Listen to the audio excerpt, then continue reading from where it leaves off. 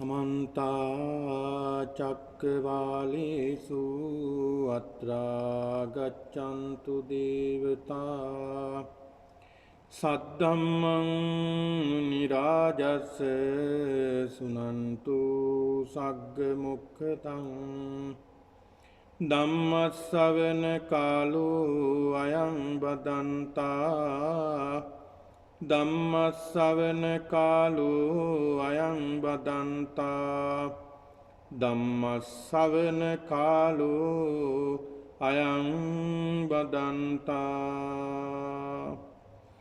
नमो तस्से भगवतो अरहतो सम्मा संबुद्दस्से नमो तस्से भगवतो अरहतो सम्मा संबुद्दस्से नमो तस्से भगवतो अरहतो सम्मा संबुद्दस्से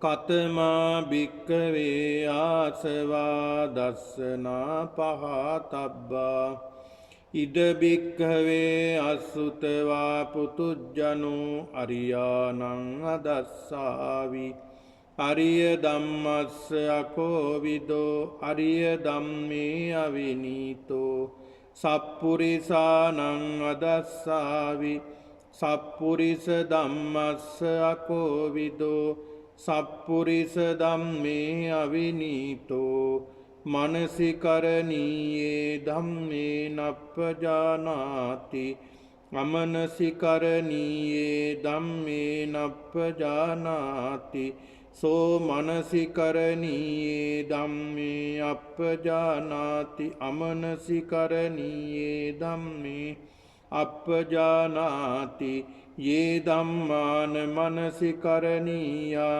තේ ධම්මේ මනසිකරෝති ये ධම්මා මනසිකරණීයා තේ ධම්මේන මනසිකරෝති තී. ශ්‍රද්ධාවන්ත සත්පුරුෂ වාසනාවන්ත පින්නතුනි, වෙනදා වගේම මේ සිකුරාදා දිනේදීත් මේ සියලු දෙනාම බොහෝම ශ්‍රද්ධාවෙන් යුක්තව අද මේ විහාරස්ථානයේ පවත්වනු ලබන මේ ආගමික ධර්මදේශනාමය වැඩසටහනටයි ඔබ සියලු දෙනාම සම්බන්ධ වී සිටින්නේ. බුදුරජාණන් වහන්සේ අපට පෙන්වලා දෙනවා, දේශනා කරනවා, කත්තබ්බං කුසලං, කුසල් කරන්ට, නිතර කුසල් දහම් වඩන්ට කියලා බුදුහාමුදුරු පෙන්ලා දෙනවා.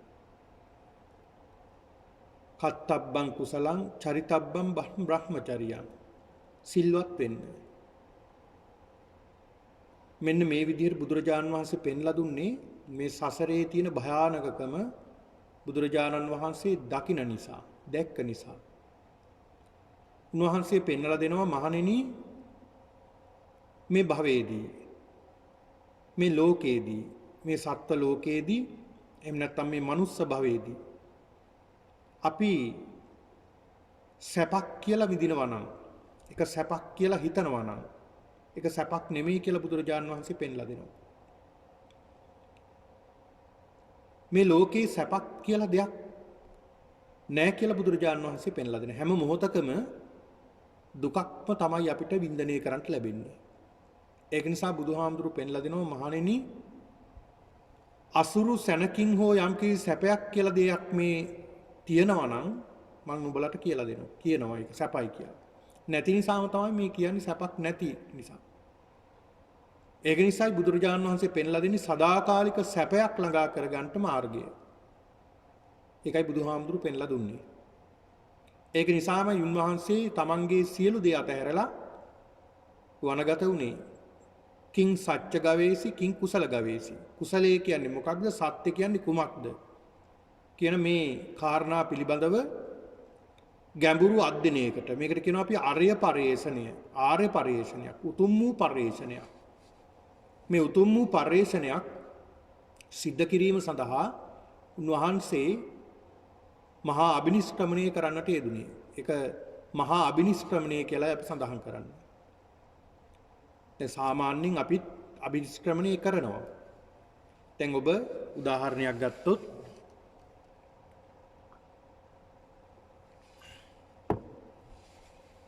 සිල් වැඩසටහන පැවැත්වෙන දවසට ඔබ අභිනිෂ්ක්‍රමණයක් කරලා විහාරස්ථානයට එන්නේ. తాවකාලිකව ඔබ අතහරිනවා. తాවකාලිකව අර gedara තියෙන බැඳීම් ඒවා පැත්තකට තියලා ඔබ පන්සලට එනවා. ඒතර ඒකත් తాවකාලික අභිනිෂ්ක්‍රමණයක්. හැබැයි බෝසතාණන් වහන්සේ කළේ එහෙම දෙයක් නෙවෙයි. බෝසතාණන් වහන්සේ මහා අභිනිෂ්ක්‍රමණයක් කළේ. අතහැරීමක්, නෙක්ඛම්මයක්. ඒක ආයේ නැවත එතෙන්ට යන්න නෙමෙයි උන්වහන්සේ අතහැරියේ. ඒක තමයි මහා අභිනිෂ්ක්‍රමණය කියලා කියන්නේ. ඒක නිසා මේ අභිනිෂ්ක්‍රමණය කළේ සියල්ල අතහැරලා දැම්මේ සියලු සැප සම්පත්. අතහැරලා දැම මේ කිං සච්ච ගවේසි කිං කුසල ගවේසි. මේ සත්‍ය කියන්නේ කුමක්ද? කුසලයේ කියන්නේ කුමක්ද? කියන්නේ මෙන්න මේ කාරණා පිළිබඳව උතුම් වූ පරිශ්‍රණයක් කරන්නට. උන්වහන්සේ මේ පරිශ්‍රණය ආරම්භ කළා. ඒ පරිශ්‍රණය ආරම්භ කරලා උන්වහන්සේ අවුරුදු 6ක් එදා කාලේ තිබුණ ඒ නොයෙක් සිල් වෘත ආරක්ෂා කරමින් ශරීරයට දැඩි දුක් දුන්නා. මොකද ඒ කාලේ තිබුණා විමුක්තිය ලබන්නට නම් ශරීරයට දුක් දෙන්නට ඕනේ කියන මේ සංකල්පය. එදා එහෙම කරපු අයත් හිටියා. ඒ නිසා උන්වහන්සේත් මේ පිළිවෙත අනුගමනය කළා. මොකද ඒ සමාජයේ තිබුණ පිළිවෙතක් නිසා. මොකද උන්වහන්සේ ඒ වෙනකොට බුද්ධත්වයේ ලබාගෙන තිබෙන්නේ නැහැනේ. උන්වහන්සේත් ප්‍රත්‍යඥ සාමාන්‍ය මිනිස්සෙක්. ඒ නිසා උන්වහන්සේත් ඒ ක්‍රියාමාර්ගය උන්වහන්සේට අනුගමනය කරන්නට සිද්ධ වුණා සත්‍ය කුමක්ද කියන බලාපොරොත්තුවයි. ඒක තියෙන වටිනාකම පින්නතුනි උන්වහන්සේ යමක් අනුගමනය කරන්නේ. ඒ ගුරුවරු ගාවට හොයාගෙන ගියේ එහෙම නැත්නම් උන්වහන්සේ තනියම සත්‍ය ගවේෂණය කරන්නට මේ අත්තකල මතාන යෝගය දුෂ්කර ක්‍රියා කරන්නට උන්වහන්සේ ආරම්භ කළේ දැඩි වීරයකින් ඒ වගේම තමයි දැඩි විශ්වාසයකින්. ඒ විශ්වාසයක් ඇති කරගෙන යම් කිසි දෙයක් සිද්ධ කරනකොට ඒකේ ප්‍රතිඵල ලැබෙනවා. උන්වහන්සේ ඒ ගැනත් විශ්වාසයක් ඇති කරගත්තා. පින්නතුනි අපිට තියෙන බොහෝ දෙනෙක්ට තියෙන ගැටලුව තමයි භාවනා කරනකොට විශ්වාසයක් ගොඩනගන්නේ නැහැ. මට දැන් මේකෙන් මේ දේ ලැබෙයිද? මේ භාවනාව වැඩෙයිද කියන මේ සැක ඇති කරගෙන තමයි සමහරු භාවනාවට වාඩි වෙන්නේ. එතකොට අර පූර්ණ විශ්වාසය නැතුණුරුවන් ගැන විශ්වාසය ඇති කරගෙන මේ මාර්ගය නිසකවම මේකෙන් ලැබෙනවාමයි කියන චේතනාව ඇති කරගන්න ඕනේ. උන්වහන්සේත් බෝසත් අවදීදී ඒ අත්තකිලන් මතාන යෝගයේ අනුගමනය කරන්නටත් ඒ විශ්වාසයක් ඇති කරගත්තා. මේකෙන් ලබන්න පුළුවන් කියන චේතනාව ඇති කරගත්තා. මොකද එදා තිබුණ මතයක් නිසා. උන්වහන්සේ දැඩිව ශරීරයට දුක් දුන්නා. නමුත් ඒකෙන් අර්ථයක් තිබෙන්නේ නැහැ. උන්වහන්සේ කල්පනා කරනවා මේකත් නෙමෙයි මාර්ගය. මොකද දෙවි කෙනෙකුට බ්‍රහ්මයෙකුට කරන්න බැරි වැඩක් මම කළේ. සාමාන්‍ය මිනිස්සෙකුට කරන්න බැරි ශාරීරික දුකක් මම ශරීරයට දුන්නා. හැබැයි මේකෙන් අවබෝධ කරගන්න බැරුව ගියා කිසි දෙයක්. එහෙනම් මේක නෙමෙයි මාර්ගය කියලා උන්වහන්සේ ඒකෙන් ඉවත් වුණා. අවසානට උන්වහන්සේ නිවැරදි මාර්ගය සොයාගත්තා. ඒකට කියනවා අපි ආර්ය පරිශ්‍රණය. සම්මා සම්බෝධිය. ඒක නිසා අපිත් පින්නතුනි අපේ ජීවිතවල අපිත් මේ උතුම් පරිශ්‍රණය සිද්ධ කරන්න ඕනේ. මේකට කියනවා ආර්ය පරිශ්‍රණය. අපිත් පරිශ්‍රණය කරන්න ඕනේ. මේ බුදුරජාණන් වහන්සේ පෙන්ලා දීලා තිබෙන මේ දර්ශනය මේක සත්‍යද? කුමක්ද මේ දර්ශනය? මේ බුදුරජාණන් වහන්සේ පෙන්ලා දෙන මේ මාර්ගයේ ගමන් කරන්නට අපිටත් පුළුවන්ද? කියන මේ විශ්වාසය ඇති කරගෙන අපි මේ ආර්ය පරිශ්‍රණයේ නිරත වෙන්නට ඕනේ. ඒ සඳහා බුදුරජාණන් වහන්සේ ආකාර තුනක් පෙන්වලා දීලා තියෙනවා. ඒකට බහින්න මේ සංසාරයේ සාගරයේ තරණය කරන්නට බහින්න මාර්ග තුනක්. ඒ තමයි දානය එකක්. දන් දීම. දානය කියලා කියන්නේ පින්නතුනි අතහැරීම, ඡාග. මේ අතහැරීම පුරුදු කරන්නේ නැතුව අපිට බෑ ඉස්සරහට යන්න. ඒ නිසා මේ අතහැරීම අපි අනිවාර්යෙන් පුරුදු කළ යුතුයි. ඒ අතහැරීම පුරුදු කරන පුද්ගලයා ඊළඟ සීලයට නැඹුරු වෙනවා. ඒ අතහරිනවා වගේම ඔහුට පුළුවන් සිල්වත් වෙන්නට. ඔහු සිල්වත් බවින් යුක්තවයි අතහරින්නේ. ඒතකොට තවත් ඉදිරියට ඔහු ගමන් කරනවා. ඒ වගේම අතහච්ඡාග එහෙම නැත්නම් අතහරිනවා වගේම සිල්වත් වෙනවා වගේම භාවනාවටත් ඔහු යොමු වෙනවා. අන්න එතකොට දාන සීල භාවනා මේ පුණ්‍ය ක්‍රියාවන් සියල්ල සම්පූර්ණ වෙනවා. මෙන්න මේ කියන මාර්ගයේ ගමන් කරනකොට අපිට පුළුවන්කම තිබෙනවා මේ සත්‍ය අවබෝධ කරගන්නට මේ මාර්ගයට පිවිසෙන්න. ඉතින් ඒක නිසා පින්නතුනි ඔබ සියලු දෙනාම බොහෝම ශ්‍රද්ධාවෙන් යුක්තවයි මේ වැඩසටහනට සම්බන්ධ වෙන්නේ. අපිට බුදුරජාණන් වහන්සේ පෙන්ලා දීලා තියෙනවා මේ ප්‍රඥාව. මේ ප්‍රඥාව තමයි මේ ප්‍රඥාවේ අග්‍රඵලය තමයි සම්මා සම්බෝධිය. ප්‍රඥාවේ අග්‍රඵලය තමයි සම්මා සම්බෝධිය. සම්මා සම්බුද්ධත්වයේ ළඟා කරගත්තා කියලා කියන්නේ ඒ ප්‍රඥාවේ ඉහළම තලයට ආවා කියන එක. ඒ සම්මා සම්බෝධිය ළඟා කරගන්නට එසේ මෙසේ කෙනෙකුට බෑ.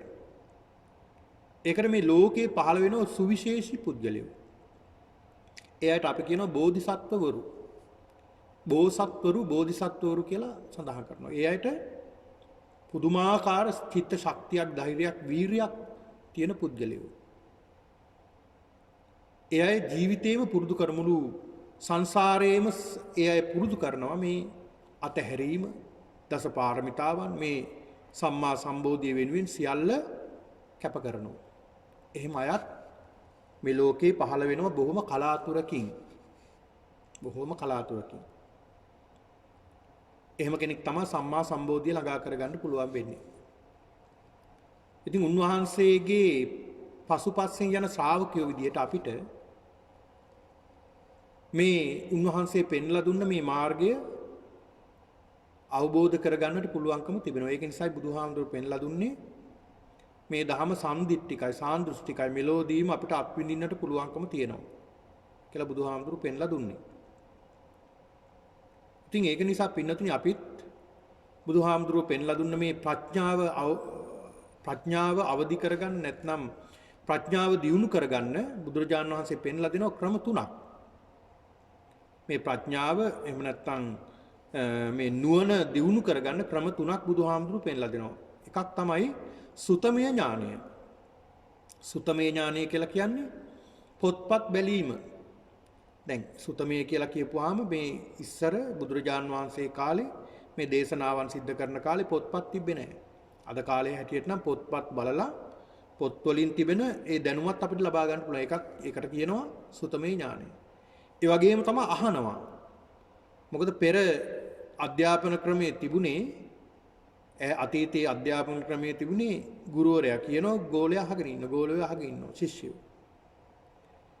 ඒක නිසායි සුතමේ ඥානය කියලා හැදුනේ. අහලා ඉගෙන ගන්නවා. ඒතර අපිට දැන් පුළුවන් දියුණු කරගන්න මේ ධර්ම දේශනා ශ්‍රවණය කරලා අහලා අපිට දැනුම ලබා ගන්න පුළුවන්, නුවණ ලබා ගන්න පුළුවන්. ඒතකොට ඒකට මාර්ගය ඔබට පැහැදිලා තිබෙනවා. අදත් මේ ධර්ම දේශනාමය කුසල කර්මයක් සිද්ධ කරන්නේ. සුතමේ ඥානෙ දියුණු කරගන්න ක්‍රමයක්. ඊළඟට දෙවෙනි ක්‍රමය තමයි චින්තාමේ ඥානය. චින්තාමේ ඥානය කියලා සඳහන් කරන්නේ අර දේශනාවෙන් ශ්‍රවණය කරන නැත්නම් අහලා පොතපත බලලා අපි ඉගෙනගත්ත දේවල් අපි හිතන්න ගන්නවා. මේ දේශනාවෙන් මේ විදිහට මෙහෙම තිබුණා. මේ පොතේ මේ විදිහට මේ විදිහට තිබුණා. මෙහෙම වුණොත් මෙහෙම වෙනවා කියලා තිබුණා. මේ විදිහට මෙන්න මේ විදිහට කරුණු දැක්වලා තියෙනවා. මොකක්ද මේ කියන්නේ? ඇත්තටම මේ ශරීරය කියන්නේ කුමක්ද? මේක ස්කන්ධ පහක්ද මොකක්ද කින්ද මන්ද කියලා අන්න හිතන්න ගන්නවා. ඔහොම හිතාන කල්පනා කරගෙන යනකොට චින්තාමය ඥානයක් දියුණු වෙනවා. අර ශ්‍රවණේ කලාට වැඩියෙන් හිතන්න ගත්තාම මේ පිළිබඳව ගැඹුරින් අන්න නුවණ දියුණු වෙන්න ගන්නවා. ඊළඟට තුන්වෙනි එක පින්නතුනි භාවනාමය ඥානය. වැඩිමෙන් අපි ඇති කරගන්නා වූ නුවණ. ඒක චින්තාමය ඥානය නෙමෙයි, වර්ධනය කර ගැනීම, වැඩිමෙන් භාවනා කිරීමෙන්. එක හිත එක අරමුණකට අරගෙන ඒක නිවැරදිව දැකීමෙන් අපිට ඒ නුවණ ළඟා කරගන්න පුළුවන්කම තිබෙනවා. ඉතින් ඒක නිසා මෙන්න මේ සුතමේ ඥානෙ, චින්තාමේ ඥානෙ, භාවනාමේ ඥානෙ දියුණු කරගන්නා වූ ක්‍රම තමයි අපි මේ සිකුරාදා දිනේ අපි මේ සිද්ධ කරන්නේ. එහෙනම් අදත් පින්නතුනි අද ධර්ම දේශනාවේ අද මාතෘකාවත් අපි පෙර අපි සිද්ධ කරපු ධර්ම දේශනාවේ තමයි අපි මේ ඉදිරියට සිද්ධ කරගෙන යන්නේ මජ්ක්‍ධිම නිකායේ සබ්බාසව කියන මේ සූත්‍ර දේශනාව. මේකේ තා දීර්ඝව අපිට පැහැදිලි කරන්නට දේශනා කරන්නට කරුණු තිබෙනවා. ඒක නිසා අපිට දින කීපයක් මේ ධර්ම දේශනාව සිද්ධ කරන්න සිදු වෙනවා. මේ සබ්බාසව කියන සූත්‍රය සියලු ආසාවන් ආසව කියන්නේ ආශ්‍රවයන් ආසා කරන දේවල් ඇලීම් මෙන්න මේ ඇලීම් නැති කරගන්නා ක්‍රම 7ක් බුදුරජාණන් වහන්සේ පෙන්ලා දීලා තියෙනවා. ඒ ක්‍රම 7 පිළිබඳවයි අපි මේ ධර්ම දේශනාවේ මේ පින්නතුන් ශ්‍රවණය කරන්නේ. ତොර පෙර සඳහන් කළා මම මේ යෝනිසෝ මනසිකාරයේ පිළිබඳව මේ යෝනිසෝ මනසිකාරයේ තියෙන වටිනාකම යෝනිසෝ මනසිකාරයේ තියෙන වැදගත්කම නිර්වාණය සාක්ෂාත් කරගන්නා වූ පුද්ගලයෙක්ට යෝනිසෝ මනසිකාරයේ පිහිටා තිබිය යුත්තේ කෙසේද කියන කාරණාව පිළිබඳව මේ පින්නතුන්ට පෙර පැහැදිලි කරලා දුන්නා. ඒතර අපි සඳහන් කළා යෝනිසෝ මනසිකාරය සහ අයෝනිසෝ මනසිකාරය. අයෝනිසෝ මනසිකාරය කියලා කියන්නේ සසරට කියන නමක්. සංසාරයට වැටෙන ක්‍රමයක් තමයි අයෝනිසෝ මනසිකාරය. යෝනිසෝ මනසිකාරය කියලා කියන්නේ නිවනට ළඟා වෙන මාර්ගයක්. ඒතර මේ යෝනිසෝ මනසිකාරය අපි තුල නිතර ඇති කරගත යුතුයි. ඒ යෝනිසෝ මනසිකාරය නැත්තම් කෙනෙක්ට ඉස්සරහට යන්න බෑ. ਉਹ පිටිපස්සෙන් තමයි යන්නේ. යෝනිසෝ මනසිකාරය නැත්තම් ඒ පුද්ගලයාගේ ඇති වෙන්නේ අයෝනිසෝ මනසිකාරය. ඒ අයෝනිසෝ මනසිකාරය සසරට අරගෙන යන්නේ. පස්පව් දස කුසල් වලටමයි අපේ ජීවිතය යොමු කරවන්නේ මේ අයෝනිසෝ මනසිකාරය. ඒක නිසා ඔබ මේ ප්‍රඥාව දියුණු කරගන්න ඔබට අවශ්‍ය නම් ඔබට නිතර ඔබ මෙන්න මේ කියන යෝනිසෝ මනසිකාරය ඇති කරගන්නට අවශ්‍ය වෙනවා. ඒ වගේම තමයි පින්නතුනි බුදුරජාණන් වහන්සේ පෙන්ලා දුන්න විදිහට මේ යෝනිසෝ මනසිකාරය ඇති කරගන්නා වූ පුද්ගලයා බුදුරජාණන් වහන්සේ පෙන්ලා දෙනවා යෝනිසෝ මනසිකාරය ඇති කරගෙන දැන් මේ කෙලෙස් ප්‍රහාණය කරන ක්‍රමයක් තමයි භාවනාව කියලා කියන්නේ. සීලය කියලා කියන්නේ. භාවනාව කියලා කියන්නේ කෙලෙස් ප්‍රහාණය කරන ක්‍රමයක්. ඒතකොට පින්නතුනි බුදුහාමුදුරුවෝ පෙන්ලා දෙනවා මේ භාවනාව කියලා කියන්නේ එක ක්‍රමයක් විතරයි. තව ක්‍රම 7ක් බුදුරජාණන් වහන්සේ මේ සබ්බාසව සූත්‍රයේ දේශනා කරනවා. පෙන්ලා දෙනවා මේ කෙලෙස් නැති කරගන්නා වූ ක්‍රම 7ක්. කෙලෙස් නැති කරගන්නා වූ ක්‍රම 7ක් පිළිබඳව බුදුහාමුදුරුවෝ පෙන්ලා දෙනවා. බුදුහාමුදුරුවෝ විස්තර කරනවා දස්සනා පහතබ්බා දැකීමෙන් කෙලෙස් නැති කරගන්න පුළුවන්. සංවර කර ගැනීමෙන් පටිසේවන අදිවාසන පරිවර්ජන විනෝදනා සහ භාවනා මෙන්න මේ කියන ක්‍රම 7 තමයි මේ පින්නතුන්ට පැහැදිලි කරන්නේ. ඒතර පින්නතුනි මම පළවෙනි කාරණාව මේ පින්නතුන්ට පැහැදිලි කළා අත්ති ආසවා දස්සනා පහතබ්බා. ආශ්‍රවයන් කියලා කියන්නේ අපි ගාව තියෙන කෙලෙස්. මේ කෙලෙස් අපි ගාව තියෙන ආශ්‍රවයන් ආශාවන් ක්ලේශයන් එහෙම නැත්නම් සංස්කාරයන් වලට අපි කියනවා ආශ්‍රව කියලා. මේ තියෙන ආශ්‍රවයන් දැකීමෙන් නැති කරගන්න පුළුවන් ක්‍රමයක් තියෙනවා. දැකීමෙන් කුමක් පිළිබඳව දැකීමෙන්ද මේ පිළිබඳව මේ පින්නතුන්ට පැහැදිලි කරලා දුන්නා කුමක් පිළිබඳවද කියලා. ඒ තමයි බුදුහාමුදුරුවෝ පෙන්ලා දෙනවා මේ පංච උපාදානස්කන්ධය හොඳට දකින්න ඕන. පංචස්කන්ධය පංච උපාදානස්කන්ධය.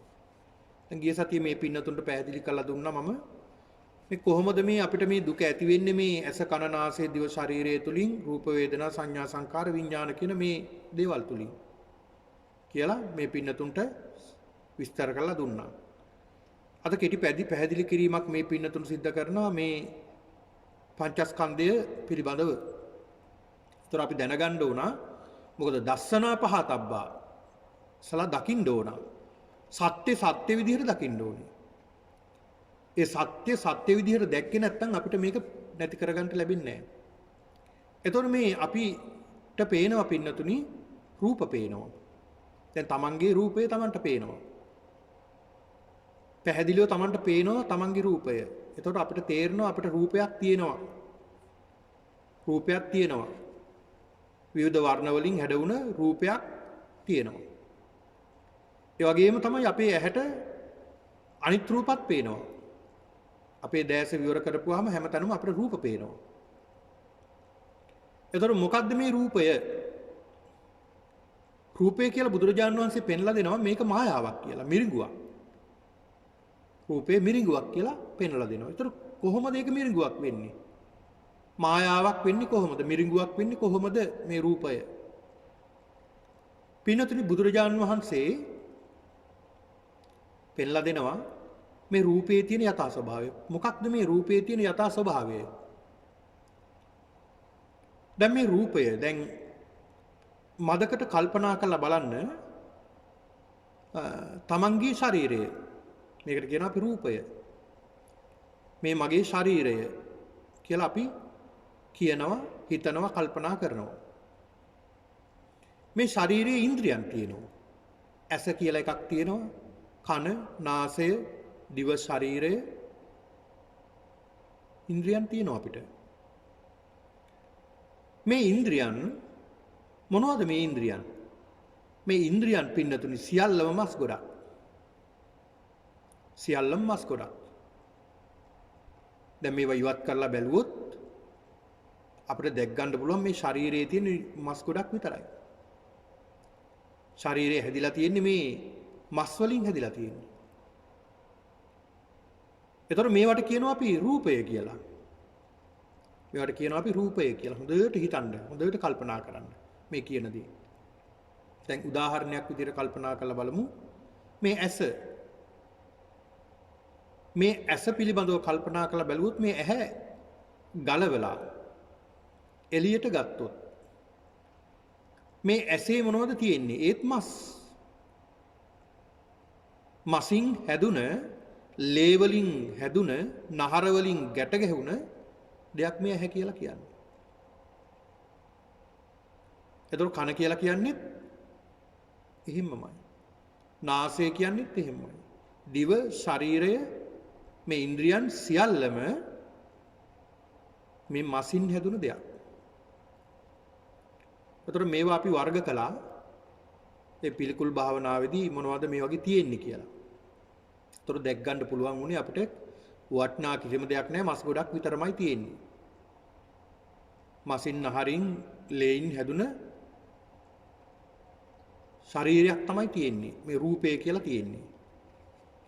එතකොට මේ රූපය දැන් මේ ශරීරයේ තියෙන්නේ මස් ටිකක් තියෙන්නේ. මේ හැම කියලා කියන්නේ මසින්ම හැදුන දෙයක්. නහර කියන්නේත් එහෙමයි. මේ ශරීරය අපි කියවනේ මේ ශරීරයේ මස් ගොඩක් කියලා. ඒතර මස් හැදිලා තියෙන්නේ මොන වගින්ද?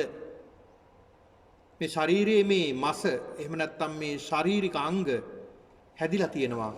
බුදුරජාණන් වහන්සේ පෙන්ලා දෙනවා ඊතා සියුම් රූප කලාප වලින්. මේ රූප කලාපයක අඩංගු වෙනවා භෞතික රූප හතරක්. ඒ තමයි පඨවි, ආපෝ, තේජෝ, වායෝ. පඨවි කියන්නේ තද ගතිය. ඕනෑම දෙයක පඨවියක් තියෙනවා. ඕනෑම දෙයක පඨවි ගතියක් තියෙනවා. පඨවි කියන්නේ තද ගතිය. ඕනෑම දෙයක පඨවි ගතියක් තියෙනවා. දැන් කෙනෙකුට එහෙම කියනකොට හිතෙයි එතකොට මේ ජලයේත් පඨවි ගතියක් තියෙනවා, තද ගතියක් තියෙනවද? ජලය අතර ගත්තාම හරි මෘදුයි. ගලාගෙන යනවා. මේ ලේත් එහෙමයි. මේක තද ගතියක් තියෙනවද? මේ ජලයේ එහෙම තියෙනවද කියලා කෙනෙකුට හිතෙන්න පුළුවන්. ඒතර ජලයේත් පඨවි ගතිය නැතුවා නෙමෙයි. ඒතර මේ ජලය ඔබට දැක් ගන්න පුළුවන්. දැන් ඔය සුනාමි කාලයේදී ජලය නේද ඔය රේල් පීරි දෙකට තුනට අඹරවලා කෝච්චි පෙට්ටි ගලවලා ඇඹරිලා ගිහිල්ලා මොකද වුනේ මේ සියල්ල සිද්ධ වුනේ මේ ජලය නිසා. ඒ ජලයේ තියෙන පඨවියයි ඇවිල්ලා මේ විනාශය කරන්නේ. එතකොට අපේ ශරීරයේ තියෙනවා පඨවි ගතියක්. එතකොට මේ රූප කලාපයක් හැදිලා තියෙන්නේ මේ පඨවි ගතියකින්. පඨවි කියන භෞතික රූපයක්, මේක කුඩා අංශුවක්. ඇහැට පේන්නේ නැති තා කුඩා අංශුවක්. ඊළඟට මේ රූප කලාපයේ තියෙනවා ආපෝ ගතියක්. ඒ කියන්නේ වැగిරෙන ගතියක්. ඒ අංශුවකුත් තියෙනවා. වැగిරෙන ගතියක් තියෙනවා. ඊළඟට තේජෝ, ශීත උෂ්ණ කියන මේ ධාතුවක් තියෙනවා. වායෝ, හමාගෙන යන ස්වરૂපයක් තියෙනවා. මේකට කියනවා අපි භෞතික රූප හතරක්. මේ භෞතික රූප හතර ඇතුළු තවත් රූප කීපයක් සමග තමයි මේ රූප කලාපයක් හැදිලා තියෙන්නේ. ඒතකොට රූප කලාප ගොඩක් එකතු වුනහම අපි කියනවා රූප පිණ්ඩයක් කියලා. ඒ රූප පිණ්ඩ ගොඩක් එකතු වුනහම අපි කියනවා සත්වයක් කියලා. එතකොට මේ සියල්ල හැදිලා තියෙන්නේ මේ කියන රූප කලාප වලින්. එතකොට මේ රූපේ පිළිබඳව බෙදලා දක්වනකොට මේ දැන් බුදුරජාණන් වහන්සේ පෙන්ලා දෙනවා අපි දැන් මේ දස්සනා පහතබ්බා දකින්න ඕනේ. ඉස්සලා මොකද්ද මේ කියලා අපි දකින්න ඕනේ මේ ශරීරය. දකින්න ඕනේ. එතකොට ස්කන්ධ පහක් තියෙනවා මේක රූප, වේදනා, සංඥා, සංඛාර, විඥාන. දැන් රූපය මොකක්ද කියලා අපි බලන්න ඕනේ. රූපය. ඇත්තටම මේ රූපේ මොකක්ද තියෙන්නේ? අපි මේ ලස්සන හැඩ වැඩ කරන මේ රූපය කුමක්ද කියලා අපි දැනගන්න ඕනේ. දැනගෙනයි අපි හැඩ වැඩ කරනවා නම් කරන්න ඕනේ. මොකක්ද කියලා දැනගන්න ඕනේ. එතකොට මේ කියන මිරිගුවක් කියලා බුදුහාමුදුරුවෝ පෙන්ලා දුන්න මේ රූපය තුල මේ කියන භෞතික රූප හතරක් තියෙනවා. ඒ භෞතික රූප ඒකට කියනවා මහා භූත රූප කියලා. මේ භෞතික රූප හතර ඇතුළත්ව ඒ භෞතික රූප හතරෙන්ම හැදුන තවත් රූප 24ක් තියෙනවා. ඒ තමයි බුදුහාමුදුරුවෝ ඒවට කියන උපාදාය රූප. මේක අභිධර්මයේ විස්තර කරනවා. ඉතින් කෙටියෙන් මේ පින්නතුන්ට මේ පැහැදිලි කරගන්නට එහෙම නැත්නම් තේරුම් ගන්නට මෙහෙම දෙයක් තියෙනවා මේ ශරීරය ඇදිලා තියෙන මේ විදියටයි කියන එක තේරුම් ගන්නට ඔබට ඉතා කෙටියෙන් සිහිපත් කරන්න. මේක තියෙනවා ප්‍රසාද රූප පහක් තියෙනවා. ප්‍රසාද රූප පහ. ඒ කියන්නේ මේ රූප කලාප වලින් හැදුන මේ භෞතික රූප වලින් භූත රූප මහා භූත රූප හතරකින් හැදුන මේ ශරීරය තුල මේ මස් ගොඩ තුල තියෙනවා ප්‍රසාද රූප පහක් තියෙනවා. ඒ තමයි ප්‍රසාදය ඇති කරන. ඒ කියන්නේ චක්කු ප්‍රසාදය, සෝත ප්‍රසාදය, ගාහන ප්‍රසාදය, જીවහා ප්‍රසාදය, කාය ප්‍රසාදය කියලා. ප්‍රසාද රූප පහක්. ප්‍රසාදය කියන්නේ පැහැ ඇති කරන කියන එක. මේ ඇහැ තුල තියෙන ප්‍රසාදයක්. ඒ චක්කු ප්‍රසාදය තියෙන නිසා තමයි රූප පේන්නේ. ඒක උපයක් තියෙනවා එතන. ඒ උපයක් කන්නරියක් වගේ උපයක් තියෙන තැනක් තියෙනවා. ඒ උපය නිසා තමයි අපිට රූප හඳුන ගන්න පුළුවන්කම තිබෙන්නේ වර්ණය සහිත. ඒක අපිට පේන්නේ වර්ණ රූප. හැඩයක් සමග වර්ග රූපයක් අපිට පේනවා. වර්ණ රූපයක්. ඒක හඳුන ගන්න පුළුවන්කම තියෙන්නේ මේ චක්කු ප්‍රසාදේ නිසා. මේ ප්‍රසාද රූපයක් ඇති වෙලා තියෙනවා. චක්කු ප්‍රසාදේ සෝත ප්‍රසාදයත් එහෙමයි. කනේ තියෙන සෝත ප්‍රසාදය කියලා එක සෝත ප්‍රසාදය. ඊළඟ ගාහන ප්‍රසාදය. නාසයේ තියෙන ගාහන ප්‍රසාදය කියලා තැනක්. ඒ ගන්ධ සුවඳ හඳුන ගන්න තැනක් තියෙනවා. ඒකට කියනවා ප්‍රසාද රූපය කියලා. જીවහා ප්‍රසාදය. දැන් දිවට රසක් දැනෙනකොට ඒ දිවට යම් කිසි දෙයක් රස දැනෙන්නේ දිවට. ඒ දිවේ තියෙන ප්‍රසාද රූපයක්. ඒකට තමයි දැනෙන්නේ. කාය ප්‍රසාදය කියනවා මුළු ශරීරයේ පුරාම ප්‍රසාද රූපයක් ඇති වෙලා තියෙනවා. ඒ ප්‍රසාද රූපයට අපි කියනවා කාය ප්‍රසාදය කියලා. මේ ප්‍රසාද රූප පහක් තියෙනවා. ඊළඟ ගෝචර රූප පහක් තියෙනවා. මේ ප්‍රසාද රූප වලට ගොදුරු වෙනවා තවත් රූප පහක්. ඒ තමයි රූප, ශබ්ද, ගන්ධ, රස, ස්පර්ශ. රූප, ශබ්ද, ගන්ධ, රස, ස්පර්ශ. ඊළඟ භාව රූප දෙකක් තියෙනවා. ඒ තමයි ස්ත්‍රී භාව සහ පුරුෂ භාව. එතකොට මේ සත්වයාගේ තියෙන වෙනස්කම් මේ බෞද්ධ රූප ටික තමයි මේ අපි පැහැදිලි කරගන්නේ. ස්ත්‍රී රූප තියෙනවා, පුරුෂ රූප තියෙනවා. ඊළඟ හෘදේ රූපයක් තියෙනවා, හෘදේ වස්තුව. ඊළඟ ජීවිතේන්ද්‍රිය, ජීවත් කරවීමේ රූපයක් තියෙනවා, ජීවත් කරවීම ජීවිතේන්ද්‍රිය. ඒකේ තාපිය ජීවත් කරවන්න. ඊළඟට ආහාර රූපයක් තියෙනවා, කබලිකාර ආහාර රූපයක්. ඊළඟ පරිච්ඡේද රූපයක් තියෙනවා. පරිච්ඡේද රූපය කියලා කියන්නේ පින්නදී තවත් දෙයකින් තවත් දෙයක් වෙන් කරන එක. දැන් මම මුලින් සඳහන් කළානේ රූප කලාපයක් කියලා. මේ රූප කලාපයක තියෙනවා පඨවි ආපෝ තේජෝ වායෝ කියලා. මේ පඨවි ආපෝ තේජෝ වායෝ වර්ණ ගන්ධ රස ඕජා කියලා මේ විදිහට කාරණා රසක් තියෙනවා. අපි උදාහරණයක් විදිහට හිතමු මේ පඨවි ආපෝ තේජෝ වායෝ කියන මේ හතර. මේ රූප කලාපයක මේ පඨවි ආපෝ තේජෝ වායෝ කියන මේ භෞතික රූප හතර පරිච්ඡේද රූපයෙන් තමයි වෙන් කරන්නේ. එකතු වෙන්නේ නැහැ. හැබැයි වෙන් වෙලක් නෙමෙයි තියෙන්නේ, එකතු වෙලක් නෙමෙයි තියෙන්නේ. ඒ දෙක අතර තියෙන ગેප් එකක්. අන්න ඒ හිදසට කියනවා අපි ඒකට කියනවා පරිච්ඡේද රූපේ, පරිච්ඡේද අවකාශය. පරිච්ඡේද අවකාශයෙන් තමයි ඒක වෙන් කරලා තියෙන්නේ. ඒක එකතු වෙන්නේ නැහැ. ඒ එකතු වෙන්නේ නැහැ. වෙන් වෙලක් නෙමෙයි. දැන් අපිට පේන්නේ එකතු වෙලා තියෙනවා. නමුත් එකතු වෙලා නෙමෙයි. ඒක වෙන් වෙලා තියෙන්නේ. ඒ පරිච්ඡේද රූපයෙන් අවකාශ රූපයෙන් තමයි වෙන් වෙලා තියෙන්නේ. පරිච්ඡේද රූපයෙන් ඒ අවකාශ රූපයෙන් තමයි වෙන් වෙලා තියෙන්නේ. ඒතොර හැම මේ කියන පඨවි ආපෝ තේජෝ වායෝ මේ කියන භෞතික රූප සියල්ලම වෙන් වෙලා තියෙන්නේ. හැබැයි මේ රූප කලාපය කියන එකේ එකතු වෙලා නෙමෙයි තියෙන්නේ, වෙන් වෙලා තියෙන්නේ. එහෙම තියෙන ඒවා තමයි එකතු රූප කලාප ගොඩක් එකතු වෙන්නේ. ඒතර මේ තවත් දෙයකින් තවත් දෙයක් වෙන් කරන එකට කියනවා අපි මේ පරිච්ඡේද රූපය, අවකාශ රූපය කියලා. ඊළඟට විඤ්ඤාති රූප දෙකක් තියෙනවා. කාය විඤ්ඤාප්ති, වචී විඤ්ඤාප්ති. ඒකත් රූපයක් විදිහට සඳහන් කරනවා. ඊළඟට විකාර රූප තුනක් තියෙනවා. ලහුතා, මුදුතා, කම්මඤ්ඤතා කියලා විකාර රූප තුනක් මේ ශරීරය තුල තියෙනවා. ඊළඟ ලක්ෂණ රූප හතරක් තියෙනවා. උපචය, සන්තති, ජරතා, අනිත්‍යතා. මෙන්න මේ කියන රූප 28කින් තමයි මේ ශරීරය හැදිලා තියෙන්නේ. මේ රූපය අපිට පේන මේ භෞතික රූපය. එතකොට මේ රූපයේ තියෙන කාරණා තමයි මේ සඳහන් කළේ. එතකොට මේ රූපය කියලා අපි දකින්නේ කුමක්ද? රූප කලාප ගොඩක් දකින්නේ. රූපය කියලා මොකක්ද අපි මේ දකින්නේ? මේ රූපය කියලා අපි දකින්නේ තමන්ගේ රූපය කියලා අපි දකින්නේ භූත රූප ටිකක් තමයි දකින්නේ. භූත රූප භෞතික රූප වලින් සකස් වුණ ශරීරයක් තමයි අපි දකින්නේ. එතකොට මේ ශරීරයේ තියෙන නැත්තම් මේ භෞතික රූප වල තියෙන ලක්ෂණය තමයි උපචය, සන්තති, ජරතා, අනිත්‍යතා. පවතිනවා, ඇති වෙනවා, පවතිනවා, ජරාවටපත් වෙනවා, නැති වෙනවා.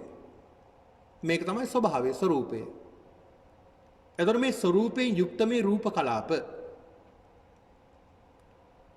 වලින් තමයි මේ ශරීරය හැදිලා තියෙන්නේ. එතකොට මේ රූප කලාප තමයි වේගින් වෙනස් වෙන්නේ. මේ රූප කලාප වේගින් වෙනස් වෙනකොට අපිට පේනවා අපි වෙනස් වෙනවා කියලා. දැන් ගිය අවුරුද්දේ හිටපු මම නෙමෙයි මේ අවුරුද්දේ. ටිකක් වයසට ගිහිල්ලා. ඒ වයසට ගියේ මොකක්ද හේතුව? හේතුව ටිකක් කල්පනා කරලා බැලුවොත් මේ භෞතික රූප වෙනස් වෙලා. ඒ වෙනස් වෙන නිසා අපේ රූපයත් හැඩයක් වෙනස් වෙනවා. ප්‍රමාණයක් වෙනස් වෙනවා. ඒක තමයි හැටි. එතකොට මේ භූත රූප, භෞතික රූප බුදුරජාන් වහන්සේ පෙන්ලා දෙනවා මේක යථා භූත විදියට අවබෝධ කරගන්න. මෙතන තියෙන්නේ රූප ගොඩක් තියෙන්නේ. රූප කලාප ගොඩක් තියෙන්නේ. රූප කලාප ගොඩකින් හැදුණු මේ ශරීරයක් තියෙන්නේ. ඇහැ කියලා කියන්නේත් එහෙමයි. කන කියලා කියන්නේත් එහෙමයි. නාසය කියන්නේත් එහෙමයි. දිව ශරීරය මේ කියන මේ ඇස, කන, නාසය, දිව ශරීරය මේ ඉන්ද්‍රියන් සියල්ලම හැදිලා තියෙන්නේ මේ භෞතික රූප නිසා. එතකොට මේ භෞතික රූපයන්ගේ වෙනස් වීම තමයි අපි දකින්නේ වෙනස කියලා දකින්නේ. වෙනස් වෙනවා කියලා හිතන්නේ, වෙනස් වෙනවා කියලා කියන්නේ. මේ භෞතික රූප විනාශ වුණාට පස්සේ, වෙනස් වුණාට පස්සේ මරණය කියලා අපි කියනවා. ඒක අභ්‍යන්තරයේ සිද්ධ වෙනවා මේ මරණය. දැන් අපි ජීවත් වෙන හැබැයි ඇතුලේ මැරෙනවා. මොනවද මැරෙන්නේ? රූප කලාප. රූප කලාප වේගින් මැරෙනවා මේ ඇතුලේ. කොච්චර වේගින් අපේ මේ රූප කලාප ක්‍රියාත්මක වෙනවද, උපදිනව මැරෙනවද කියලා කියනවා නම් පින්නතුනි, මහ වේගයෙන් ඒක ශනිකව සිද්ධ වෙන දෙයක්. මහ වේගින් මේ රූප කලාප වෙනස් වෙනවා. ඒකනේ අපි කියන්නේ වයසට යනවා. ඇස් පේන්නේ නැහැ දැන්. ඉස්සර මගේ ඇස් පෙවුණා. ගිය අවුරුද්දේ නම් හොඳට පෙවුණා. මේ අකුරුත් කියවන්න පුළුවන්. දැන් මේ අවුරුද්දේ පේන්නේ නැහැ. ඇහි සුද ඇවිල්ලා. එහෙම නැත්නම් කන්නඩි දාන්න වෙලා. මට ඉස්සර ගිය අවුරුද්දේ හොඳට ඇහුණා. දැන් ඇහෙන්නෙත් නැහැ. කන් දෙකක් ටිකක් ඇහෙන්නේ නැහැ වගේ. මේ විදිහට කියන්නේ මොකක්ද හේතුව? මේ රූප කලාපයන්ගේ වෙනස් වීම. එතකොට මේ රූප කලාපයන්ගේ වෙනස් වීම නිසා නේද අපි අඬන්නේ? රූප කලාපයන්ගේ වෙනස් වීම නිසා නේද අපි වැළපෙන්නේ? රූප කලාපයන් ගේ විනාශය නිසා නේද අපි ශෝක කරන්නේ. එතකොට බුදුහාමුදුරු පෙන්ලා දෙනවා මේ යථාර්ථය දකින්න, යථා රූපීව දකින්න කියලා බුදුහාමුදුරු පෙන්ලා දෙනවා. ඊළඟට පින්නතුනි දැන් මේ රූපය බුදුරජාණන් වහන්සේ පෙන්ලා දුන්නානේ මේ රූපයේ තියෙන ස්වභාවය. එතකොට අපි මේ රූපය අපි දැන් ඇහැ කියලා දේ වස්තුවක් තියෙනවා මේ රූප කලාප වලින් හැදුන මේ ඇහැ කියලා වස්තුවක් තියෙනවා. ඇහෙන් දකින්නේ මොනවද? ඒ දකින්නේ රූප වර්ණ රූප. ඒ වර්ණ රූප වල තියෙන්නේ මොනවද? ඒ වර්ණ රූප අපි දකින රූප වල තියෙන්නේ මේ රූප කලාප ගොඩක්ම තමයි තියෙන්නේ. ඒ රූප කලාප වල ස්වභාවය කුමක්ද? අර කලින් කිව්ව ස්වභාවයම තමයි අපේ ශරීරයේ තියෙන රූප කලාප වල තියෙන වෙනස වගේම තමයි අපි දකින රූප කලාප වල තියෙන වෙනසත්. ඒකත් වෙනස් වෙනවා. වේගින් වෙනස් වෙනවා. ඒ වේගින් වෙනස් වෙන නිසා තමයි අපිට දුක ඇති වෙන්නේ. ඒතකොට ඇහැට රූපයක් දැකලා අපි ඒ රූපේ වෙනස් වීම නිසා අපි දුක් වෙනවා. වේදනාව විඳිනවා. අඬනවා, වැළපෙනවා. ඇයි? ඒ රූපේ වැරද්දක්ද අපේ වැරද්දක්ද? රූපේ වැරද්දන්නේ මේ අපේ වැරද්දක්. ඇයි ඒ? අපි ඒ රූපය හරියට අඳුරගෙන නැහැ. ඒ රූපය හරියට අඳුරගත්තා නම් ඔහු අඬන්නේ නැහැ. ඔහු hina වෙනවා. කොහොමද hina වෙන්නේ? මේ රූප කලාප සියල්ල වෙනස් වෙනව නේද කියලා මේක අවබෝධ කරගෙන ඔහු සිනා වෙනවා. අවබෝධයට ලක් වෙනවා. අවබෝධ කරගන්නවා මේ යථාර්ථය පිළිබඳව. එතකොට ඇහැට පේන රූප බුදුහාමුදුරේ ඒකනේ පෙන්වලා දුන්නේ. ඇහැ කියන්නේ අනිත්‍යයි. අනිත්‍ය කියලා කියන්නේ වෙනස් වෙනවා. ඇහි තියෙන්නේ රූප කලාප ගොඩක්. මේ රූප කලාප වෙනස් වෙනවා. එතකොට ඒක අනිත්‍යයි. එතකොට ඇහැට පේන රූපය, ඇහැට පේන රූපයත් රූප කලාප ගොඩක් ඒකත් අනිත්‍යයි. ඒකත් වෙනස් වෙනවා. එතකොට වෙනස් වෙන දෙයක් තියාගෙන වෙනස් වෙන දෙයකට අපි යන්නනවා. ඒකයි බුදුරජාන් වහන්සේ පෙන්ලා දුන්නේ මේක තේරුම් ගන්න කියලා. රූපය මේ රූපේ යථා ස්වરૂපය තමයි මේ පින්න අපි අවබෝධ කර ගන්නට ඕනේ, තේරුම් ගන්නට ඕනේ. රූපේ ස්වરૂපය මේ අපේ ශරීරයේ මේ රූපේ තියෙන යථා ස්වરૂපය. එතකොට මේක තේරුම් ගත්ත පුද්ගලයා කනණ්ඩ අවශ්‍ය නැහැ, දුක් වෙන්න අවශ්‍ය නැහැ. මේක තමයි ස්වභාවය, ස්වરૂපය, රූපේ තියෙන. එතකොට මේක කෙරෙහි දැඩිව අල්ලගන්න පුද්ගලයා තමයි මේකෙන් පීඩාවටපත් වෙන්නේ. එතකොට මේ කාරණාව සඳහන් කරනකොට පින්නතුණි දැන් දස් සංයෝජනයන්ගේ පළවෙනි කාරණාව සක්කාය දිට්ඨිය. සක්කාය දිට්ඨිය කියන එක මේක අපිට තේරුම් ගන්න පුළුවන්. මේ සක්කාය මම මගේ කියන මේ හැඟීම මේක තේරුම් ගත්තාම අපිට මේ හැඟීම දුරු කරගන්න පුළුවන්කම තියෙනවා. මොකද මේ කය Tamange නෙමෙයිනේ, මේක නිතර වෙනස් වෙන දෙයක් නේ. මම මගේ කියලා අල්ල ගන්න. ඔය අල්ල ගන්න නිසා වේදනාව වැඩි. ඒකයි බුදුහාමුදුරු පෙන්ලා දුන්නේ මේ ඇස, කන, නාසය, දිව, ශරීරය. මේ කියන අපිට පේන භෞතික රූප. මේවා වෙනස් වෙනවා. නිතර විනාශ වෙනවා, මැරෙනවා. මේක තමයි මේ රූපයන්ගේ ස්වභාවයේ ස්වરૂපය. එතකොට මේ රූපේ පිළිබඳව බුදුහාමුදුරුව පෙන්වලා දෙනවා තේරුම් ගන්න, යථාබෝධය කරගන්න. දස්සනා පහතව මේ දකින්න, දැකලා තේරුම් ගන්න. දැකලා මේක ඈත් කරන්න.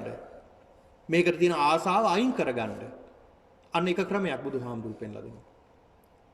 එතකොට රූප ස්කන්ධ කියලා කියන්නේ ගොඩ කියන එක. මේ රූප ගොඩක් මේ.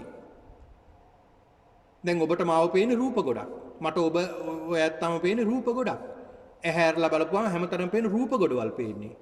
රූප ගොඩවල් පේන්නේ. ඒකට කියනවා ස්කන්ධ. අන්න රූප ස්කන්ධය. රූප ගොඩක් පේන්නේ. එතකොට මේ රූප ගොඩේ ස්වභාවය තමයි වෙනස් වීම. මොනවද මේක ඇතුලේ තියෙන්නේ? පඨවි ආපෝ තේජෝ වායෝ වර්ණ ගන්ධ රසෝජා. මේ කියන මේකට අපි කියමුකෝ කෙටියෙන්ම එක වචනින් රූප කලාප කියලා. මේ රූප කලාප ගොඩක් තියෙන්නේ. රූප කලාප වල ස්වરૂපය තමයි වෙනස් වීම. ඒ වෙනස් වෙන වස්තුවක් දිහා තමයි මම නිතර බලන්නේ, නිතර සිහිපත් කරන්නේ. එතකොට අපි රූපයක් දැක්ක ගමන් අපි සිහිපත් කරන්න ඕනේ මේක රූප කලාප ගොඩක්. මේක පඨවි ආපෝ තේජෝ වායෝ කියන මේ භූත රූපයන්ගෙන් හැදුන රූප කලාප ගොඩකින් හැදුන රූපයක් මේ. කියන සංඥාව අපි ඇති කරගන්න ඕනේ. ඒ සංඥාව ඇති කරගන්න ඕනේ. රූප ස්කන්ධය. ඒතකොට රූපේ අපි හොඳට අවබෝධ කරගන්න ඕනේ මේ රූපේ. ඊළඟට පින්නතුණි බුදුහාමුදුරු පෙළ දෙනවා රූපය පිළිබඳව. දැන් අපිට පේන රූපනේ.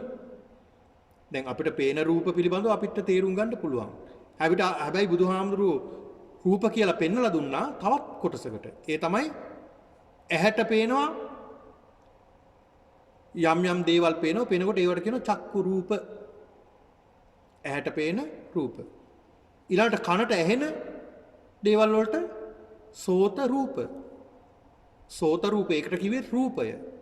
ඒක අපිට පේන්නේ නැහැ, දැනෙනවා. හැබැයි ඒක රූපයක් විදිහට බුදුහාමුදුරුවෝ පෙන්ලා දුන්නා. ඊළඟට ගහන රූප. ගහන කියන්නේ ගඳ සුවඳ දැනගැනීමේ රූපයක්. ඒකත් රූපයක්. දිවට රසයක් දැනනවා. ඒ රසය කියන්නේ රූපයක්. ඊළඟට ශරීරයේ ස්පර්ශ දැනෙනවා. ස්පර්ශ දැනෙනවා. ඒකත් රූපයක්. එතකොට මෙන්න මේ කියන රූප ස්කන්ධ එහෙම නැත්නම් රූපයේ පිළිබඳව අපි හොඳට දැනගන්නට ඕනි, අවබෝධ කරගන්නට ඕනි. රූප ස්කන්ධය න පළවෙනි කාරණාව. ඊළඟට දෙවෙනියට සඳහන් වෙනවා වේදනා ස්කන්ධය. මොකද්ද මේ වේදනාව? වේදනාව ගත්තාම පින්නතුනි ප්‍රධාන වශයෙන් වේදනාව ආකාර තුනක්. ඒ තමයි සුඛ වේදනා, ඊළඟට දුක්ඛ වේදනා, ඊළඟට අදුක්ඛම අසුඛ. එහෙම නැත්නම් මේකට කියනවා උපේක්ෂා වේදනා, මැදිහත් වේදනා. ඒතකොට ප්‍රධාන වශයෙන් මේ වේදනා ආකාර තුනක්. සැප වේදනා, දුක් වේදනා, මධ්‍යස්ථ වේදනා. සැප වේදනා, දුක් වේදනා, මධ්‍යස්ථ වේදනා. මේවා අපිට දැනෙන දේවල්, ඔබ දන්න දේවල්. කල්පනා කරලා බලන්න, ටිකක් මෙනෙහි කරලා, සිහි කරලා බලන්න, කල්පනා කරලා මේ වගේ තියෙන ස්වરૂපය කොහොමද කියලා ඔබට දැනෙන වේදනා. සමහර විට ඔබට එක අවස්ථාවක සැප වේදනාවක් දැනෙනවා, නැවත දුක් වේදනාවක් දැනෙනවා. සමහර අවස්ථාවල මධ්‍යස්ථ වේදනාවක් එනවා. මේ තමයි වේදනා වින්දන ලැබෙන හැටි. වින්දන ලැබෙන හැටි. වින්දනේ නැහැ. දැන් ඔබ පහසුයි කියලා බිම වාඩි වුණා හොඳ ඉරියව්වකින්. දැන් මේ වෙනකොට ඔබට ඒ ඉරියව්වේ ඉන්න බෑ, ටිකක් අමාරුයි. අන්න කලින් සැප වේදනාවක් ආව. දැන් ඒ ක්‍රියාවම නිසාම දුක් වේදනාවක්. බලන්න මේ අපේ ශරීරයට එන වේදනා නැහැ. එතකොට පින්නතින් දැන් පෙර මම සඳහන් කළා මේක රූප ගොඩක් කියලා. රූප ස්කන්ධය බලමු, මේ රූප ගොඩක් මේ තියෙන්නේ. රූප ගොඩක්. එතකොට ඒ පැත්තෙන් බලනකොට මේක රූප ගොඩක් අපිට පේන්නේ. රූප ගොඩකින් මේ හැදිලා තියෙන්නේ. මෙතන මේ සත්වයා කියලා කියන්නේ මොකක්ද? රූප ගොඩක් බලනකොට. මේ දිහා බලනකොට මේක රූප ගොඩක් මේ සත්වයා කියන්නේ. ඊළඟට බලන්න ඕනේ වේදනා. වේදනා ගොඩක්. එතකොට මේ කොහොමද වෙන්නේ? එතකොට රූප නිසා වේදනා ඇති වෙනවා. අපිට නිතරම මේ වේදනාවලින් අපි කටයුතු කරන්නේ. සැප වේදනා, දුක් වේදනා, මධ්‍යස්ථ වේදනා. සැප වේදනා, දුක් වේදනා, මධ්‍යස්ථ වේදනා. කොහොමද ඒවා සිද්ධ වෙන්නේ? මම ඒකටත් උදාහරණයක් ගන්නවා. දැන් ඇහැට රූපයක් දකිනවා. මේ රූපේ දකිනකොට අපිට පින්නතුනි අපි කැමති රූපයක්, අපි ප්‍රිය මනාප රූපයක්, අපි දැකීමට කැමති රූපයක් අපි දැක්කොත් ඒකෙන් එන වේදනාව මොකක්ද? ඒකෙන් එන වේදනාව තමයි සැප වේදනාවක්. අපි කැමති දෙයක් දැක්කොත් ඒකට අපිට සැප වේදනාවක් එනවා. ඊළඟ කනින් ශබ්දයක් ඇහෙනවා. ලස්සන ගීතයක් ඇහෙනවා. අපි කලින් අහලා තියෙන බොහොම ලස්සන මිහිරි ගීතයක් ඇහෙනවා. අන්න එතකොට ඒක මොකක්ද?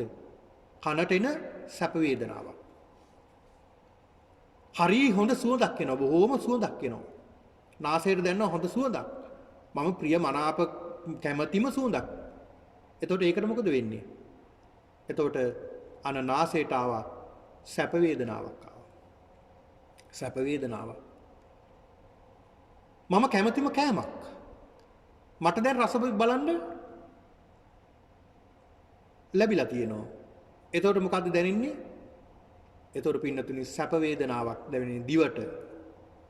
දිව නිසා ලැබෙනවා සැප වේදනාවක්. ශරීරයට පහසක් ලැබෙනවා. අපි කැමති පහසක්. අපි හිතමු හොඳ ඇඳක් නිදා ගන්න හොඳ ඇඳක් ලැබිලා තියෙනවා.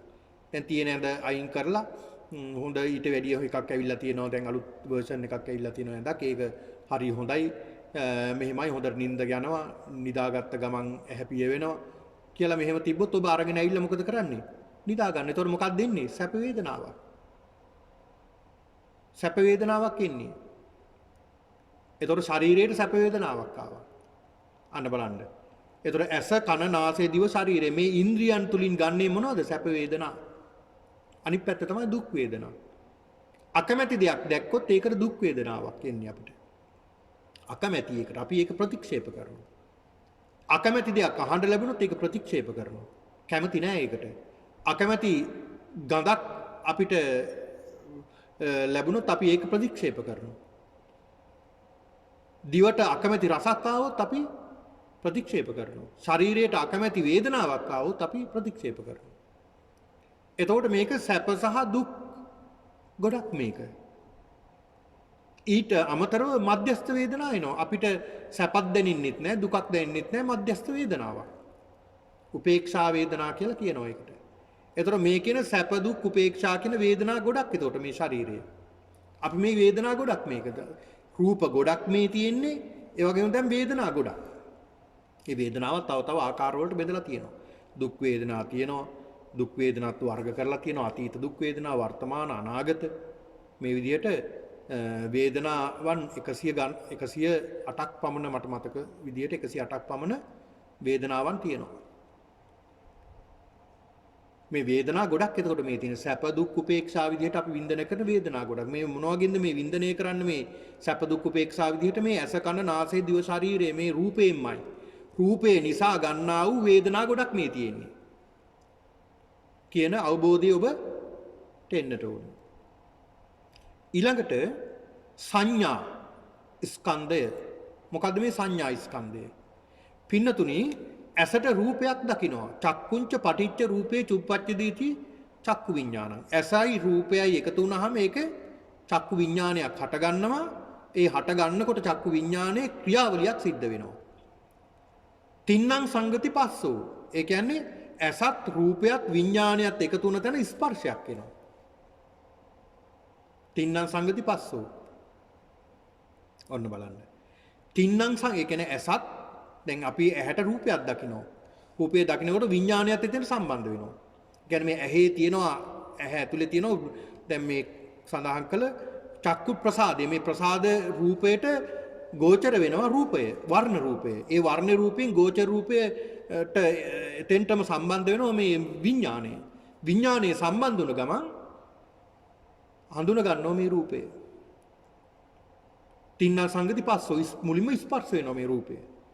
පස්සපච්චා වේදනා අන්න ස්පර්ශ වුණාට පස්සේ වින්දනයක් කරනවා මේක සැප වේදනාවක්ද දුක් වේදනාවක්ද මධ්‍යස්ථ වේදනාවක්ද සැප වේදනාවක් නම් කුමන වර්ගයේ සැප වේදනාවක්ද මේක ඇහෙන් දාවේ කනෙන් දාවේ නාසයෙන් දාවේ දිවෙන් දාවේ ශරීරයෙන් දාවේ අන්න හඳුන ගන්නවා මේක ඇහෙන් ආපු එකක් කියලා හඳුන ගන්නවා ඇහැට ආපු වේදනාවක් මේක දුක් වේදනාවක් නම් මේක ඇහැට ආපු දුක් වේදනාවක් කියලා හඳුන ගන්නවා වේදනාව ඒ වේදනාව අඳුර ගන්න එක තමයි සංඥා කියලා කියන්නේ. අඳුර ගැනීම. අර වේදනාවක් වේදනාව අඳුර ගන්නවා.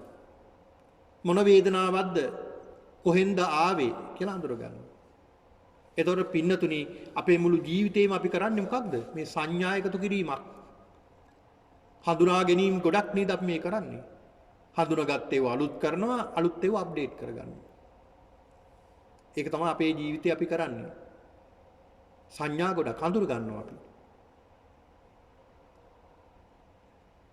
අපි අලුත් දේවල් අඳුරගෙන මොකද කරන්නේ සංඥා ගොඩක් ඇති කරගන්නවා එතකොට මේ මුළු ජීවිතේම අපි කරගෙන තියෙන්නේ මොකක්ද මේ විඥානයේ තුල තියෙන හඳුනා ගැනීම ගොඩක් තියෙන්නේ එතකොට මේ ස්කන්ධයක් කියලා අපි හදාගත්තේ සංඥා ස්කන්ධයක් සංඥා ගොඩක් හඳුනා ගැනීම ගොඩක් අපි ඇහෙන් රූප දැකලා නිතරම අඳුර ගන්නවනේ කනින් ශබ්ද අහලා නිතරම අඳුර ගන්නවා නාසයෙන් ගඳ සුවඳ දැනගෙන නිතර අඳුර ගන්නවා. ශරීරයෙන් ස්පර්ශ දැනගෙන නිතර අඳුර ගන්නවා.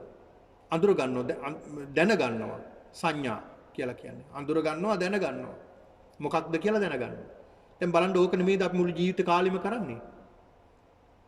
උදේ ඉඳලා රැය වෙනකන් නිින්දට යනතුරු මොකද කරන්නේ? මේකම තමයි කරන්නේ අඳුර ගැනීම. මේ අහවල් කෙනා මෙයාගේ නම මේක මෙයාගේ නම මේක මේ අහවල් දේ මේ අහවල් දේ කියලා අඳුර ගැනීමක් තමයි කරන්නේ මේ ඇස තුලින් කන තුලින් නාසය තුලින් දිව තුලින් ශරීරය තුලින් බලන්න මොන තරම් ගැඹුරක්ද බුදුරජාණන් වහන්සේ මේ ස්කන්ධ තුල ගැබ්බෙලා තියෙන්නේ පෙන්වලා දෙන්නේ බුදුරජාණන් වහන්සේ සංඥා ස්කන්ධය සංඥා අඳුර ගැනීම දැන් අඳුර ගන්නවා මේ හැමදේම අපි අඳුර ගන්නවා. දැන් අලුත් සූත්‍රයක් සබ්බාසව සූත්‍රය අපි අඳුර ගන්නවා මේ සූත්‍රයේ කුමක්ද කියලා. සංඥාවක් කියලා. ඒතකොට සංඥා ගොඩක් නේ අපි එකතු කරගන්නේ. පින්නතුනි මෙන්න මේ සංඥා හරි ප්‍රබල තැනක් බුදුරජාන් වහන්සේ පෙන්ලා දුන්නේ. මේ සංඥා වලින් කෙනෙක් මේ සංඥා අපි දෙන්න ඕනේ අර මේකට හොඳ සූත්‍රයක් තමයි ගිරිමානන්ද සූත්‍රය.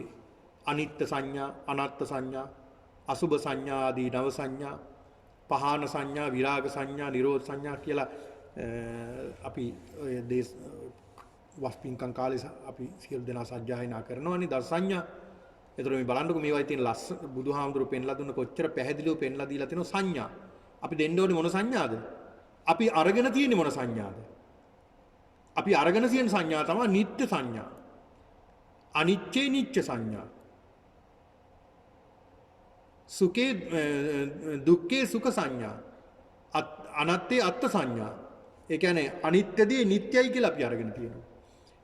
දුක්දී සැපයි කියලා අපි අරගෙන තියෙනවා. අනාත්මදී ආත්මයි කියලා අපි අල්ලගෙන තියෙනවා. ඒවට කියනවා සංඥා විපල්ලාස. අන්න බලන්න එතන සංඥා. මේ සංඥා කියන එක තේරුම් ගන්න මම මේ සඳහන් කරන්නේ මේ කරුණු කාරණා සංඥා විපල්ලාස. ඒ කියන්නේ සංඥා වැරදියට අරගෙන. එතකොට බලන්න ගිරිමානන්ද සූත්‍රයේ බුදුහාමුදුරුවෝ පෙන්ලා දෙනවා. එතකොට අනිත්‍ය සංඥා අපි දීලා තියෙන නිත්‍ය සංඥාවක්. අපි හිතාගෙන ඉන්නේ නිත්‍ය සංඥාවක්. අපි උපදින දවසේ ඉඳලා අපි නිත්‍ය සංඥා තමයි දීලා තියෙන්නේ මේ ශරීරයට. අපි මනසට දීලා තියෙන නිත්‍ය සංඥා. හැබැයි දැන් බුදුහාමුදුරුවෝ පෙන්ලා දෙනවා මේක ගලව ගන්න නම් දෙන්න ඕනේ මොන සංඥාද? අනිත්‍ය සංඥා. මේක නිත්‍ය නෙමෙයි අනිත්‍යයි. නිත්‍යයි කියලා දැනෙනකොටම අපි බලන්න ඕනේ මේක නිත්‍යයක් තියනවද? මේක රූප කලාප ගොඩකින් හැදුන දෙයක්, රූප ගොඩකින් හැදුන දෙයක්, රූප කලාප ගොඩකින් හැදුන දෙයක්. මේකේ තියෙන්නේ පඨවි ආපෝ තේජෝ ආයෝ කියලා භෞතික රූප ගොඩක් මේක ඇදිලා තියෙන්නේ. මස් ගොඩක් මේ තියෙන්නේ. මේ මස් ගොඩකින් හැදුන මේ රූප කලාප ගොඩක් නේද මේ තියෙන්නේ. මේක නිතර වෙනස් වෙනවා. ඒතකොට මේ වෙනස් වෙන දේ නිත්‍ය නෑ. අනිත්‍යයි. කියන සංඥාව දෙන්න ඕනේ. අනාත්මයි. අසුභයි. ආදීනවයි කියලා බුදුහාමුදුරුවෝ පෙන්ලා දුන්න මේ සංඥා නිතර දෙන්න. මෙන්න මේ සංඥා දෙන්න කියලා කිව්වේ සංඥා දීම තුලින් වෙනස් කරගන්න පුළුවන්. අපි යන පාර. නිවන්ට මාර්ගය හදා ගන්න පුළුවන්. මේ සංඥා මේ ඒකයි මම සඳහන් කළේ මේ සංඥා ස්කන්ධේ හරි ප්‍රබල තැනක් බුදුහාමුදුරුවෝ පෙන්ලා දුන්න. මේ සංඥා වෙනස් කර ගැනීමෙන් අපිට පුළුවන් නිවන්ට යන්නත් පුළුවන් අපායට යන්නත් පුළුවන්. සුගති දුගති දෙකටම යන්න පුළුවන් මේ සංඥා වෙනස් කර. යහපත් විදිහට සංඥා වෙනස් කරගත්තොත් යහපත් වෙනවා. අයහපත් විදිහට සංඥා වෙනස් කරගත්තොත් අයහපත් වෙනවා. ඒක නිසා මෙන්න මේ සංඥා කියන ස්කන්ධය මේ සංඥා නිතර අපි ගන්න මේ සංඥා හඳුනා ගැනීම. ඒ අඳුර ගන්නකොට අපි හිතන්න ඕනේ මේ ඇහෙන් දකින රූපයක් දැක්ක ගමන් එතනින්ම අඳුර ගන්න ඕනේ. මොකද්ද මේ රූපය? මේකේ ස්වභාවය මොකද්ද කියලා හොඳට අඳුර ගන්න ඕනේ. ඒ එතන අඳුරගත්තොත් ඊළඟ එකට යන්න දෙන්නේ නැහැ. ඊළඟ එකකින් යන්න නැතුව නවත්ත ගන්න පුළුවන්. අන්නේ සංඥා කියන්නේ හරි ප්‍රබල තැනක්. ඔන්න ඕකම තමයි පින්නතුනි බුදුහාමුදුරුවෝ පෙන්ලා දුන්නේ. එක සූත්‍රයක් තියෙනවා බාහ්‍ය සූත්‍රයේද බාහ්‍ය දාරුචීරිය හාමුදුරුවන්ට දේශනා කරපු සූත්‍රයක්. මේ සම්බුද්ධ ශාසනයේ ඊටමත් කෙටි සූත්‍ර දේශනාවක්.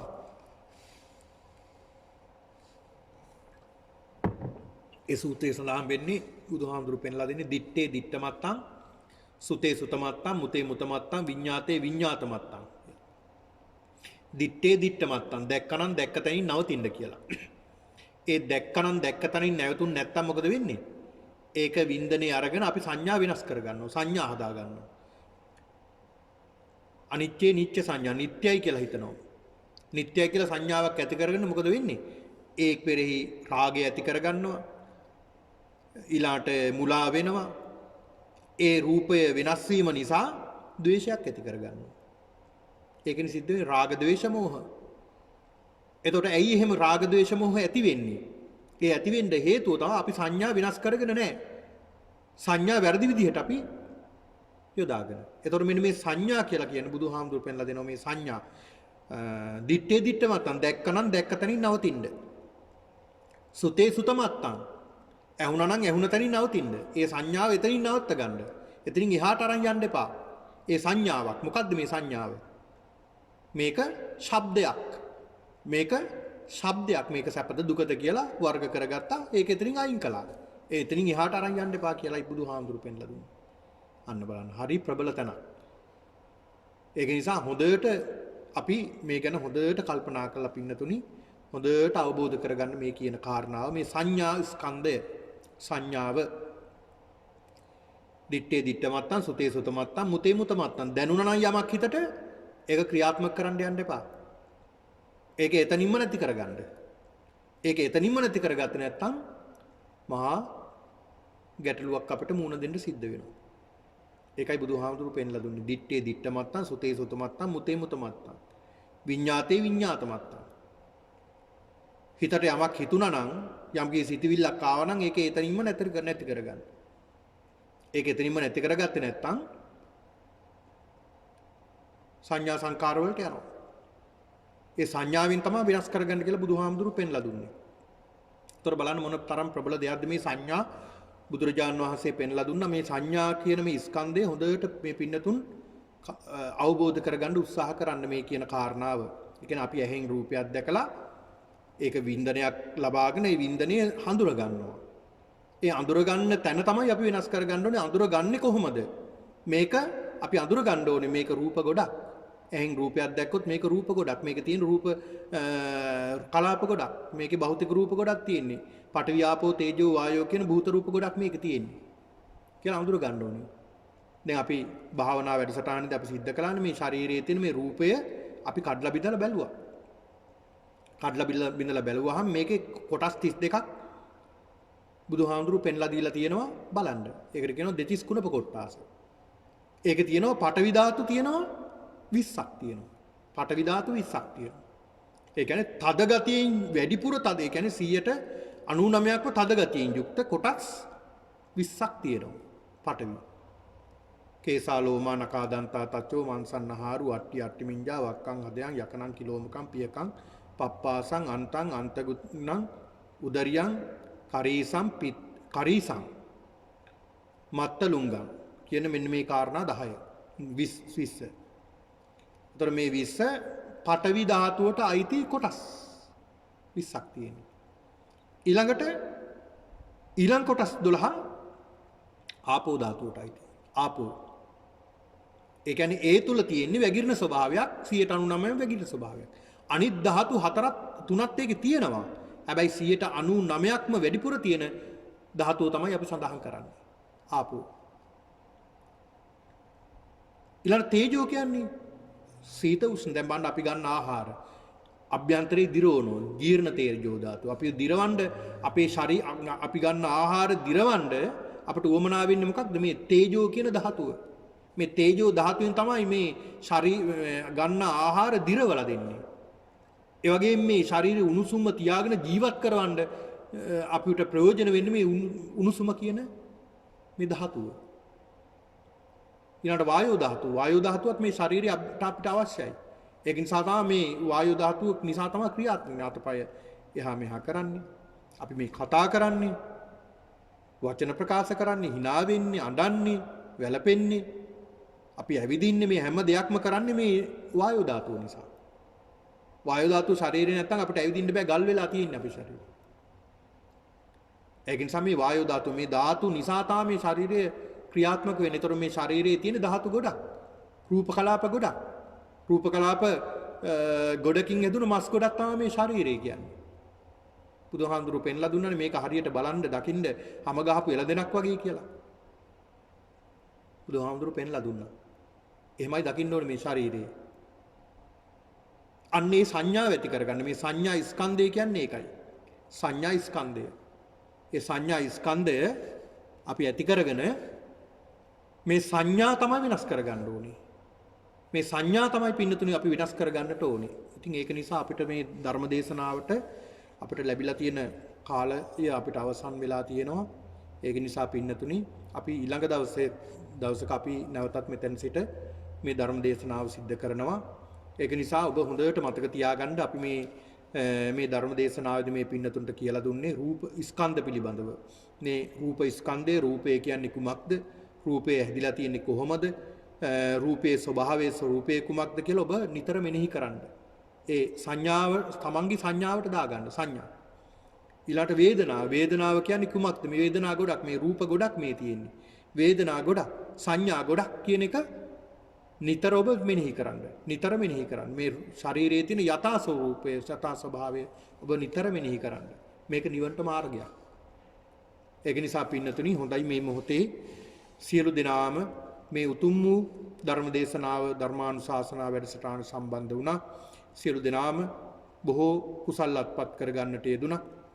අපි මේ සිද්ධ කරගත්තා වූ සියලු කුසලානුභාවයෙන් සියලු දෙනාටම අපි ආශිර්වාද කරනවා. සියලු දෙනාටම වහවහ උතුම් වූ චතුරාර්ය සත්‍ය අවබෝධයේ පිණිස මේ උතුම් වූ ධර්ම දේශනාමය පින්කම හේතු වේවා වාසනාව වේවා කියලා ප්‍රාර්ථනා කරගන්න. දැන් අපි දෙවියන්ට පින් දෙමු. ආකාසට්ඨා ච බුම්මට්ඨා දේවා නාග මහිද්దికා පුඤ්ඤන්තං අනුමෝදිත්වා චිරං රක්칸තු ශාසනං. ආකාසට්ඨා ච බුම්මට්ඨා දේවා නාග මහිද්దికා පුඤ්ඤන්තං අනුමෝදිත්වා චිරං රක්칸තු දේශනං.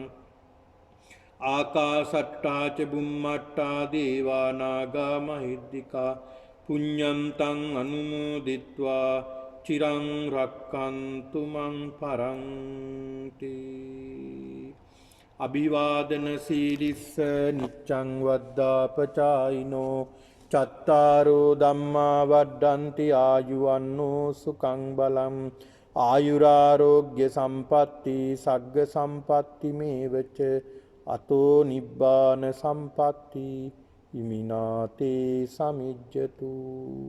සියලු දෙනාට සම්මා සම්බුදු සරණයි.